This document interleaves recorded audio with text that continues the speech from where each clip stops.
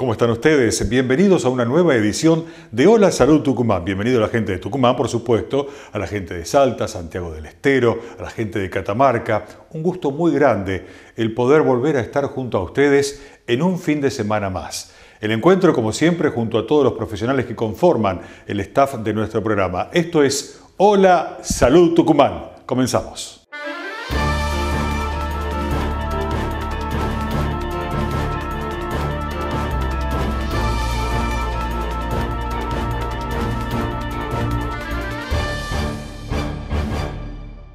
En este bloque vamos a hablar sobre gastritis, una enfermedad que la sufren muchísimas personas.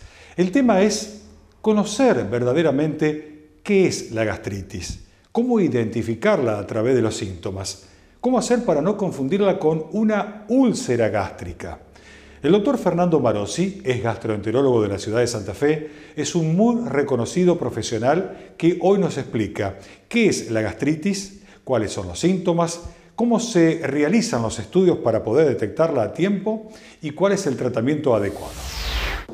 Para definir un poquito la gastritis, podemos definirla como un proceso inflamatorio de la mucosa del estómago. Es una enfermedad extremadamente frecuente en la población y los factores que la desencadenan son muy variados. Confluyen los factores del medio ambiente, como el estrés, los alimentos, el uso crónico de ciertos medicamentos, fundamentalmente, por ejemplo, antiinflamatorios, que son claramente nocivos y lesionan la mucosa del estómago. Factores, por ejemplo, el consumo de tabaco y alcohol también empeoran en conjunción, llevan a la gastritis, que puede ser un proceso bastante severo en su presentación y su evolución. Pero en el año 80 se descubrió, unos investigadores australianos descubrieron la presencia de una bacteria que se llama Helicobacter pylori, que ya está implicada en varias enfermedades del tubo digestivo. Y esta bacteria, que es una bacteria que coloniza e infecta el estómago, sería una de las principales causas de desarrollo de la gastritis y otras enfermedades como la úlcera gastroduodenal, y sobre todo de la persistencia de los síntomas. O sea que básicamente la causa es la conjunción de muchos factores apoyados por esta infección bacteriana, que es una bacteria que solamente produce gastritis, no produce otra enfermedad seria. El paciente con gastritis se presenta con diferentes síntomas. La consulta habitual es la sensación de un dolor, ardor, bien en el epigástrico, o sea, la zona de la boca, el estómago, que vulgarmente se dice. Y eso va acompañado de muchas veces de náusea, vómitos, de distensión abdominal. El paciente se queja muchas veces de que come y se distiende. Y a veces cuando ya se complica el proceso de gastritis puede sangrar, complicación con el sangrado, que ahí vamos a tener eliminación de sangre en forma de heces oscuras, que se llama melena, y eso es una situación más crítica, más severa, porque puede poner en riesgo la vida del paciente. El diagnóstico de la gastritis se hace habitualmente por diferentes tests de laboratorios, imágenes como ecografía, pero fundamentalmente hoy en día el diagnóstico más certero se hace por la realización de una videoendoscopía digestiva alta. Esta es una técnica que tiene prácticamente 3 décadas de existencia y es una técnica completamente inocua. Hoy en día se hace bajo una sedación que lo da un especialista como anestesista. De esta manera el paciente no tiene ninguna sensación de molestia ni disconfort en el estudio y uno puede hacer un diagnóstico certero haciendo un diagnóstico diferencial de gastritis con otras enfermedades, por ejemplo de úlcera o de tumores gástricos, y nos sirve para tomar muestras de la mucosa y determinar la presencia o no de la infección por Helicobacter pylori, que yo pienso que es la piedra más importante en el tratamiento de esta enfermedad. Y redondeando para finalizar con el tratamiento, uno tiene que recomendar a los pacientes de que deben primero cambiar su estilo de vida, no tomar en forma excesiva alcohol, ni fumar, no tomar antiinflamatorios si no es estrictamente necesario. Hacer actividad física, disminuir el estrés y fundamentalmente tratar con el médico especialista de determinar la infección por esta bacteria y hacer un tratamiento con antiulcerosos con omeprazol, como omeprazol u otros antiulcerosos o antibióticos asociados.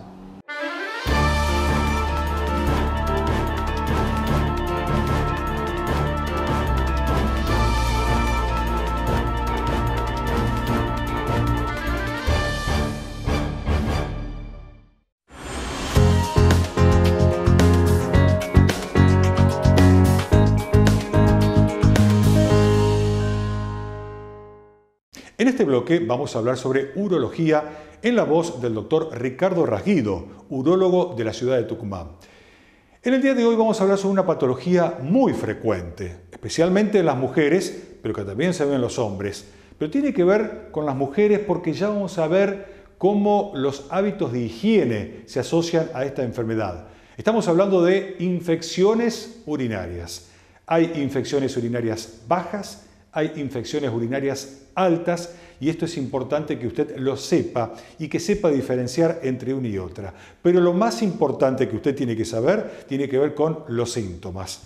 ¿Cómo sabemos que estamos ante la presencia de una infección urinaria? El doctor Ricardo Rasguido, urólogo desde la ciudad de Tucumán.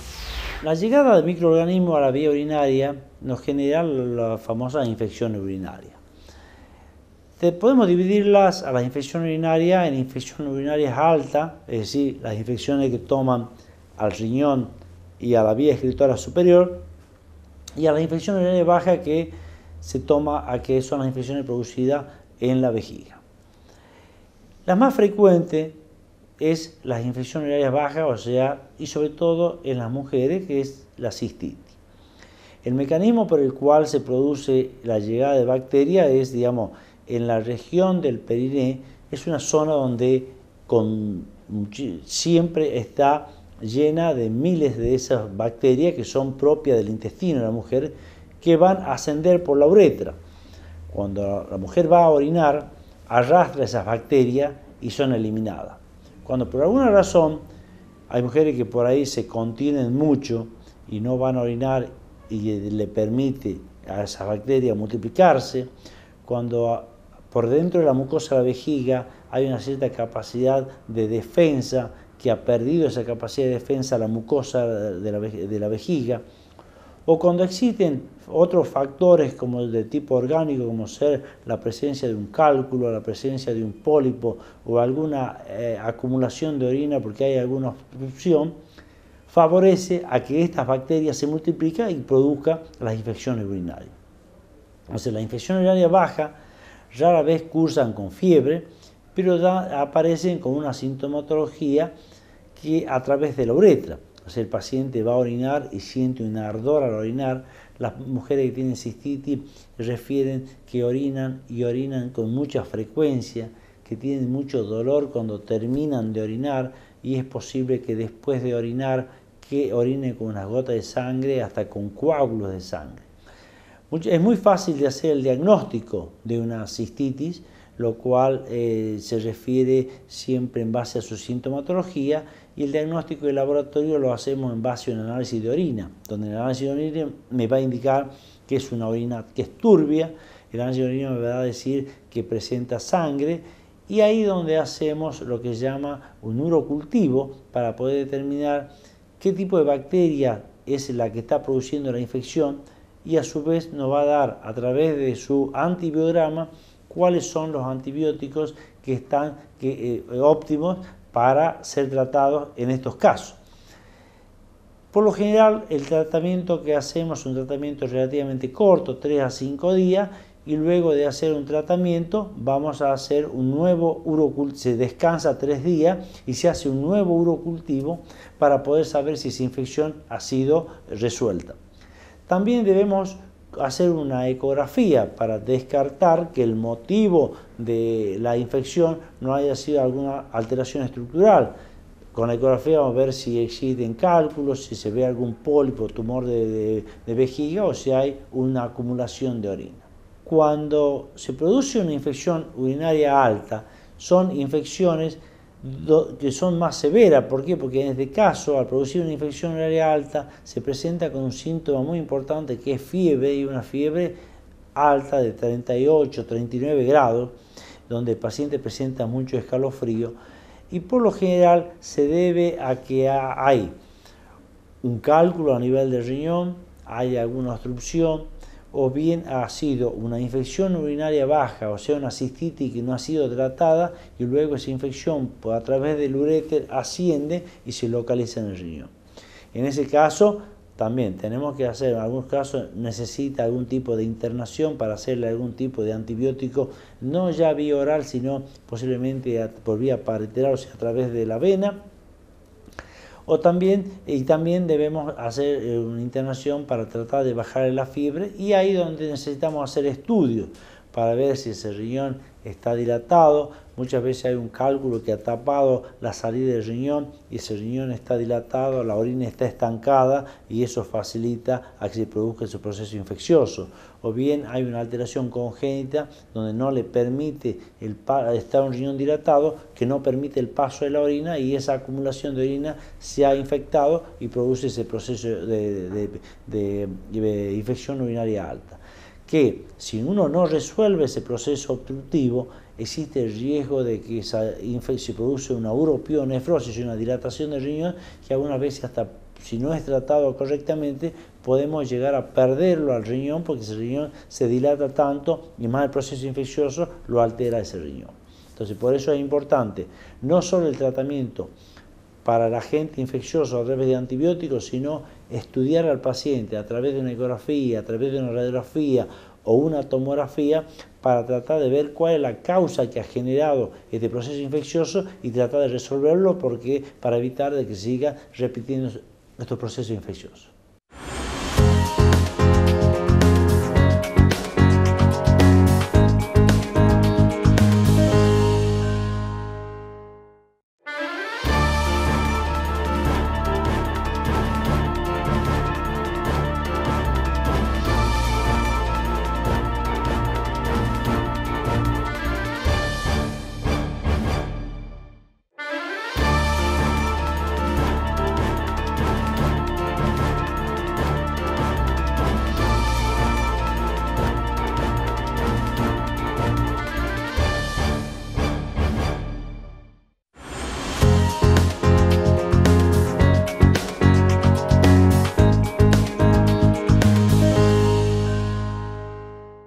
Si hay una parte del cuerpo humano que debemos cuidar considerablemente, es la visión. En el cuerpo humano debemos cuidar todo, por supuesto, pero la visión es algo muy importante, porque de ser tratado a tiempo distintas patologías, distintas enfermedades, pueden llevar a evitarse, pueden llegar a tratarse de tal forma de no perder tanta visión en el transcurso de los años, o hasta evitar la ceguera en algunos casos. Hoy vamos a hablar de lo que es la degeneración macular. Tal vez no es una enfermedad muy conocida como cataratas o glaucoma, pero es una enfermedad que tiene un porcentaje muy alto dentro de la población argentina. Hoy estará con nosotros el doctor Ignacio Lischinski. Va a hablar sobre lo que es la degeneración macular, qué es la degeneración macular seca y húmeda y cuál es el diagnóstico. La enfermedad de degeneración macular relacionada a la edad, ya su mismo nombre lo está diciendo, que estamos hablando de una patología que va a ocurrir en personas en la tercera edad, ¿correcto? La retina tiene diferentes capas. Esas capas, cada una de estas capas son capas diferenciadas, donde cada una va a tener una función muy específica. Estas capas no deben distorsionarse, significa que estas capas deben tener siempre el mismo espesor y deben estar alineadas perfectamente. Cuando estas capas pierden esa alineación, porque hay líquido o hay algo que está empujando hacia arriba, y estas capas, en vez de estar perfectamente alineadas, empiezan a tener una distorsión como si fuera una lombada, eso va a producir un efecto en la visión que va a producir primero una metamorfopsia, que significa de que uno va a ver distorsionado, que va a ver como una línea, que en vez de ser una línea recta la ve ondulada. Ese es el primer signo que empieza a notar el paciente, que empieza a tener un problema en la mácula, que empieza a ver distorsionado, o sea que las líneas rectas empiezan a ponerse un poco curvas. La maculopatía relacionada a la edad la podemos dividir entre una maculopatía seca y una maculopatía húmeda. La maculopatía seca va a ir produciendo una pérdida muy lenta de la visión, en donde en realidad el que tenga la patología va a ir notando que va empezando a ver cada vez un poquito con menos saturación, que empieza a ver un poco más opaco, con menos claridad, que necesita mayor cantidad de luz para ver, que necesita aumentar un poco el tamaño de las letras para poder ver bien.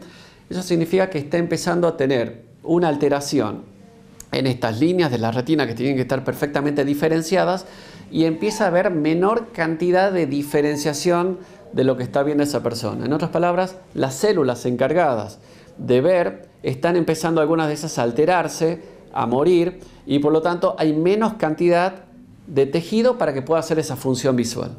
Eso significa que esa degeneración se está produciendo en forma lenta y que va a causar esa visión en donde cada vez le cuesta un poco más a esa persona ver.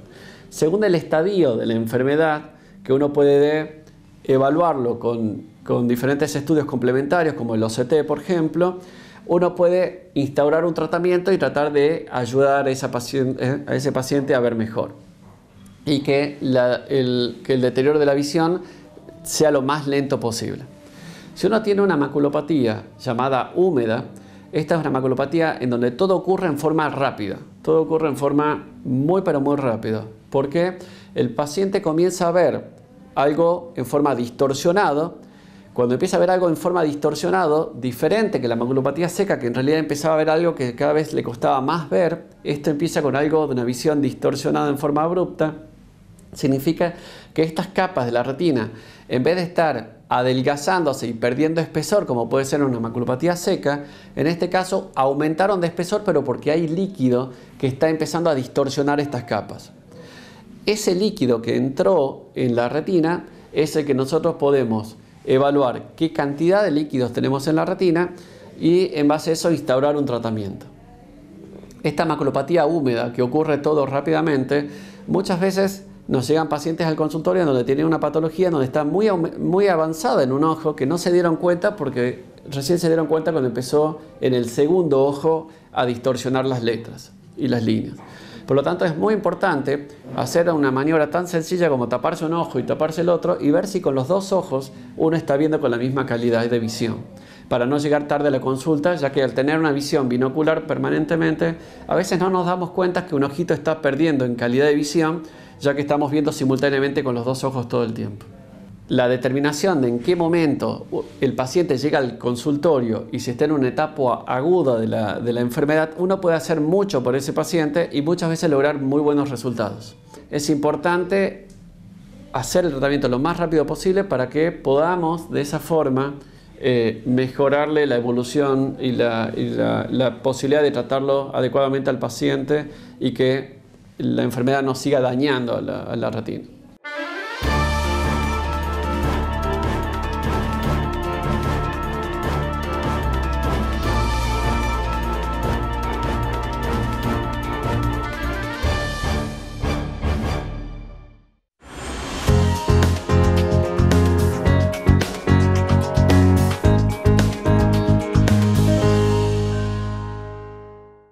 En este segmento vamos a hablar sobre varices.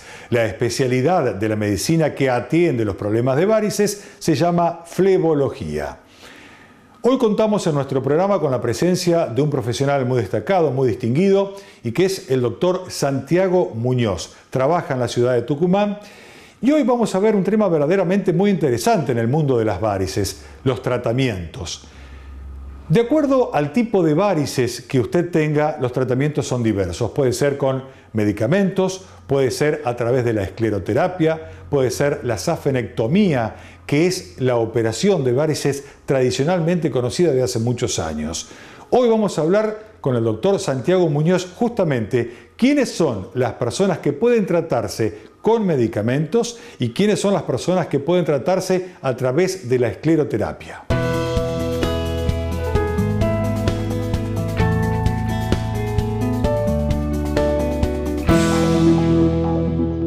Tenemos que pensar algo. Cuando viene al flebólogo, no curamos, nosotros tratamos, mejoramos. O sea que nuestra función va a ser mejorar la calidad de vida del paciente. Un paciente que está en la casa y dice, a la noche me duelen muchísimo las piernas. no aguanto, tengo pesadez si me hinchan, la función del flebólogo ¿cuál es? Es mejorarla, que ese paciente tenga una mejor calidad, que llegue la noche y no se le hinchen tanto los pies, que no le duelan, que no sientan pesadez. Y para esto nosotros vamos a utilizar diferentes tipos de tratamientos. Lo primero que tenemos que saber, que pese a que los flebólogos tienen que ser cirujanos, nuestra primera tendencia es ser lo mínimamente invasivo. ¿Qué quiere decir esto? Comenzaremos con tratamiento médico, que es lo fundamental, donde más del 50%, 70% de los dolores de pierna lo vamos a resolver. Hay medicamentos muy buenos, no necesita entrar al quirófano un paciente. Y son medicamentos naturales. Pasaremos después, en el caso de que uno no lo pueda, a aumentarle otro tipo de tratamientos que son la esclerosis. Esta esclerosis, las inyecciones esclerosantes, hay de dos tipos. Una inyección esclerosante, como la gente dice, es secarlo al vaso. Nosotros producimos una reacción, pero en definitiva lo secamos. Ese esclerosante nos sirve para todas las varices en sus diferentes tamaños. Desde la más finita a la más chiquita, como las arañitas, donde una sola inyección puede borrarme varias ramas y me va blanqueando la pierna, que uno anda espectacularmente en la parte de estética, sobre todo, a resolver enfermedades y patologías más grandes en aquellos pacientes en los cuales no lo puedo ingresar al quirófano o no lo desean. Entonces, para esto, hoy en día se utiliza la esclerosis de grandes vasos o la ecoesclerosis, que es guiada por un ecodoppler, en la cual prácticamente es imposible errarle a la vena. Y con esto producimos una oclusión de la vena para que tenga una mejor calidad de vida el paciente en el futuro, evitando la cirugía. Ahora supongamos que no hay manera de poder llegar a esto, que hay que resolverlo. Pasamos al tercer escalón, que vamos a la parte de cirugía. La mejor cirugía es la que perdura durante años. Más de 100 años tiene la cirugía de fleboextracción de la safena, que es una de las cirugías más grandes y amplias que está diseminada por todo el mundo. Dentro de esa cirugía, que es un poco traumática, pero que tiene muy buena respuesta y muy buena evolución en el paciente.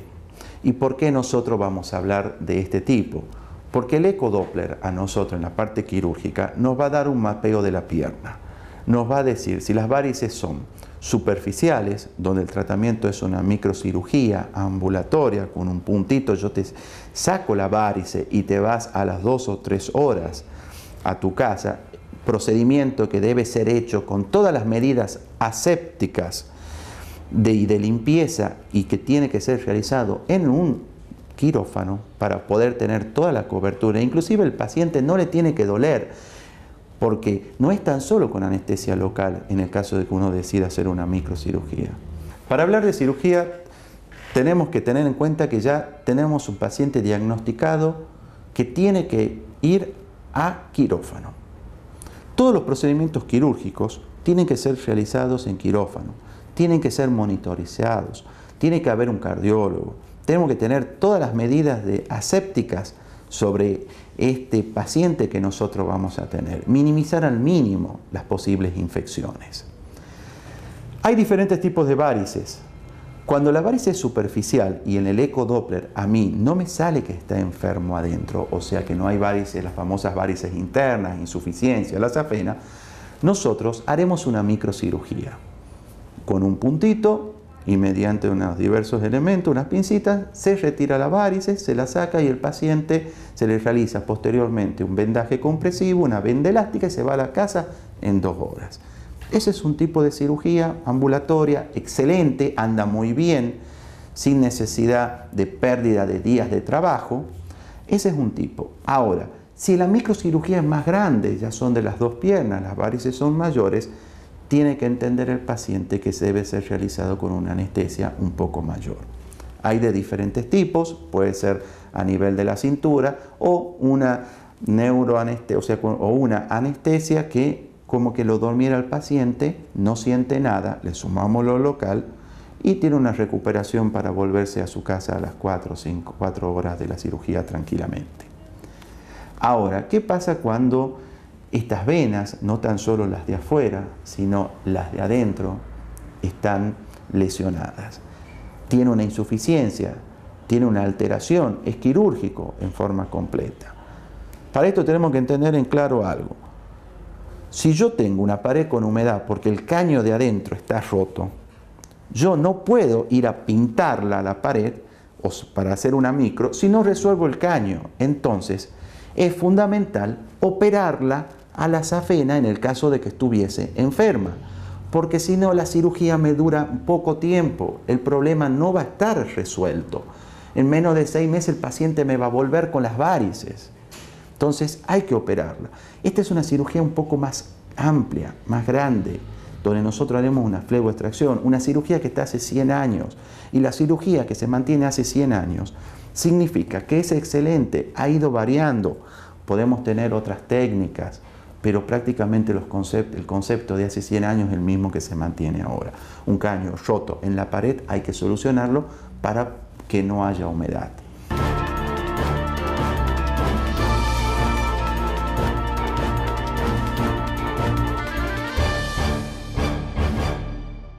Amigos, hasta aquí hemos llegado en una nueva entrega de nuestro programa Hola Salud Tucumán.